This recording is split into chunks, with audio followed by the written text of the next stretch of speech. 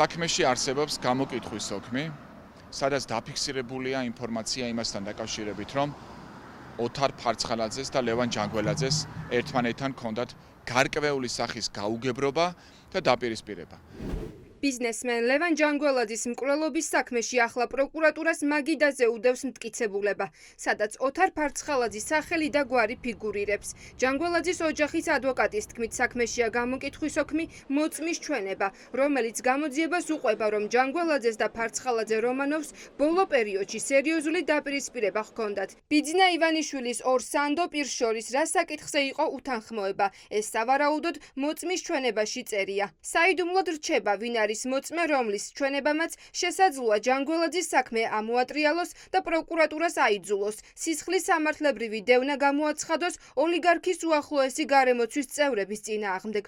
ოჯახთან დაახლოებულმა პირებმა მე მითხრეს, რომ მათ ნამდვილად ჰქონდათ ნაცნობობა და ბოლო პერიოდში ჰქონდათ დაძაბული ურთიერთობა. საქმის მასალებშიც კი არსებობს გამოკითხვის სოქმი, სადაც დაფიქსირებულია ინფორმაცია იმასთან დაკავშირებით, თუ როგორი დაძაბული ურთიერთობა ჰქონდათ ბოლო პერიოდში ფარცხალაძეს და ლევან ჯანგველაძეს. თუმცა, იმისათვის, რათა მე მოვითხოვო ვინმეს პასუხისგებაში მიცემა, ამისათვის საჭიროა კონკრეტული და უთხოვარი მტკიცებულებები. შესაბამისად, მე მოვითხოვ გამოძიებისგან, რომ გამოძიება ჩატარდეს ეფექტურად, რომ გაეცეს კითხვას პასუხი.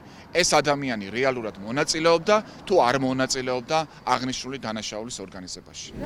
გივი თარგამაძე, რომელიც რუსული სპეცსამსახურების მუშაობის ტაქტიკას კარგად იცნობს, რუსთავიდან სკანდალურ წერილს აგზავნის. პოლიტპატიმრის მტკიცებით, ლევან ჯანგველაძე წლების განმავლობაში ულაგებდა კრემლში კონკრეტულ ჯგუფთან ურთიერთობას ბიძინა ივანიშვილს. იგივე ფუნქცია ჰქონდა ოთარ ფარცხალაძესაც.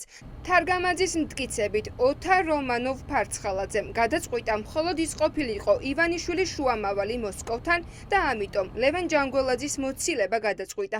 FSB-ში დაიბარეს ფარცხალაძე და აუხსნეს, რომ მთელი ძალისხმევა, რაც მის დამუშავებასა და გარომანოვებაში გასწიეს, ემსახურებოდა ერთ მიზანს. FSB-ს ქონოდა გლუვისგან ერთადერთი ექსკლუზიური არხი კრემლზე.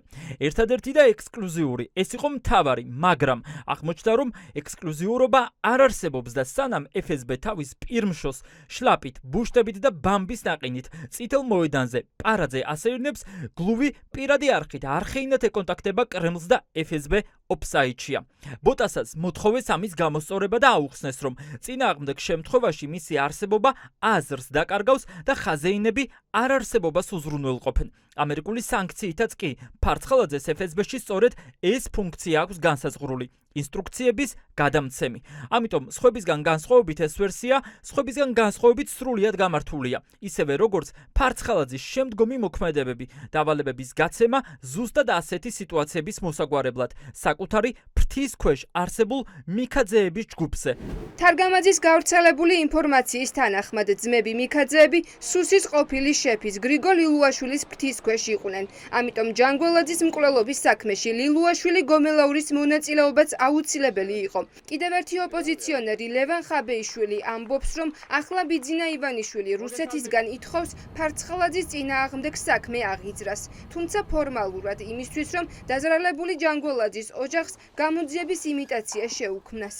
ვიცი რა, მოდი ახლა საქმეს აღვძრავთ ჩვენ, მაინც არ გადმოგცემთ, იმიტომ რომ ფარცხალაძე აღარ არის რომანოვია, თქვენი მოქალაქე და რომ იძულებული ვარ რომ საქმე აღვძრა რა, იმიტომ რომ იქით ასე ვთქვათ საპირწონედ უნდა რომ ჯანგველაძესთან პირი მოიწმინდოს, რომ მე ძმაო არაფერ შუაში არა ვარ და იმ კვლელებს დავжди და რეალობაში აბსოლუტურად მისი თანაგუნდელები ხო, ყოფილი პროკურორი, ეს ადამიანები რომლებიც დააკავა სულ ყველა აბსოლუტურად ქართულ ოცნებასთან არათუ გარიგებული, არამედ მათი აქტივისტები ოფიციალური მგონი რომ უნდა დაფიქრდე. გრიგორიჩ ძალიან მძიმე განცხადებებს იღებ.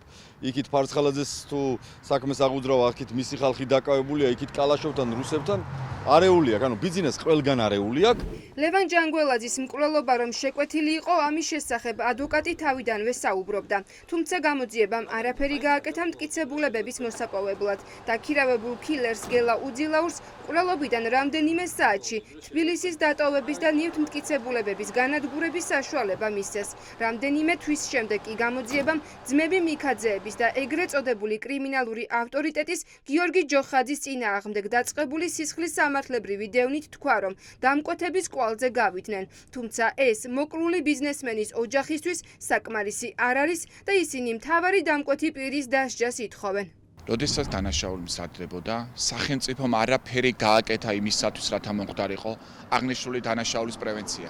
პირიქით, უმოქმედობით ხელიც კი შეუწყდეს აღნიშნული დანაშაულის მომზადებას. ელაუძილაურს მისცეს შესაძლებლობა დაეტოვებინა ქალაქი, გაენადგურებინა მტკიცებულებები და მისი დაკავება მოხერხდა მხოლოდ და მხოლოდ მას შემდეგ, რაც მან შეძლო მტკიცებულებათა განადგურება, ის დაბრუნდა თბილისში და რა თქმა უნდა, შემდეგ უკვე მისი ტელეფონის ამოღება და ტელეფონში არსებული ინფორმაციის საქმეზე დამაგრება ფაქტობრივად შეუძლებელი გახდა. გაწირავს თუ არა ბიძინა ივანიშვილის საკუთარი გარემოცვის წევრებს პოლიტიკური გავლენების შენარჩუნებისთვის. ეს ჯანგველაძის საქმეზე მიმდინარე გამოძიებით გაირკვევა. ძმები მიქაძეების კვალზე გასვლით პროკურატურა სუსის ყოფილი უფროსის და შინაგან საქმეთა ექს-მინისტრის კვალზეც გადის, რადგან არსებული ინფორმაციით, სწორედ გომელაური ლილუაშვილი მფარველობდა ფარცხალაძის გარემოცვას. პოლიტიკოსების ინფორმაციით, ახლა ივანიშვილი რუსეთისგან ელოდება დასტურს, აღძრავენ თუ არა სისხლის სამართლის საქმეს ოთარ ფარცხალაძის წინააღმდეგ.